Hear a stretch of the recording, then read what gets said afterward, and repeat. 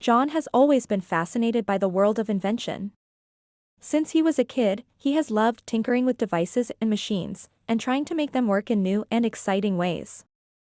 As he got older, John's passion for innovation increased, and he eventually became an inventor, putting all his time and energy into pioneering new concepts. One day, John went through a brainstorming process. He has come up with an invention that he believes will revolutionize the world and change the game forever. He spent months developing his idea, and put all his time, money, and effort into building a prototype that he could present to investors. John was confident that his invention would impress investors and secure the financing he needed to bring it to market. But when he finally pitched his idea, it was met with skepticism. No one seemed to see the value of his invention, and no one was willing to invest in it. John was devastated. He poured his heart into his invention, convinced it had the power to change the world. But now, it seemed like all of his hard work had been for nothing.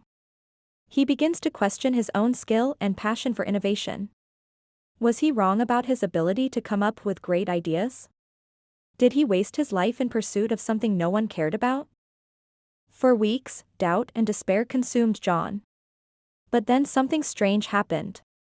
As he sat in his garage, surrounded by his failed invention, John had an epiphany.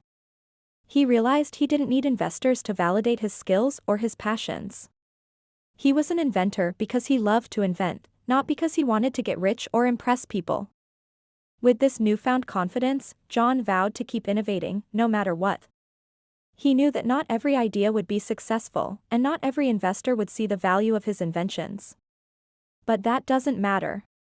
The catch is that he loved what he was doing, and was determined to keep doing it, no matter what. Thus, John continued to tinker and invent, coming up with new ideas and exploring new concepts. He no longer cares about fame or fortune. He just wanted to create something new and exciting. Over time, John's inventions began to gain recognition, and people began to take notice of his work. He was invited to speak at conferences, his name started appearing in industry publications, and people started calling him a visionary and a genius. But John didn't let any of this go to his head. He remained humble and focused on the work he loved to do.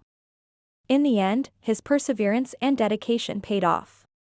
One of his inventions caught the attention of a major investor, who saw the idea's potential and was willing to put up the money needed to bring it to market.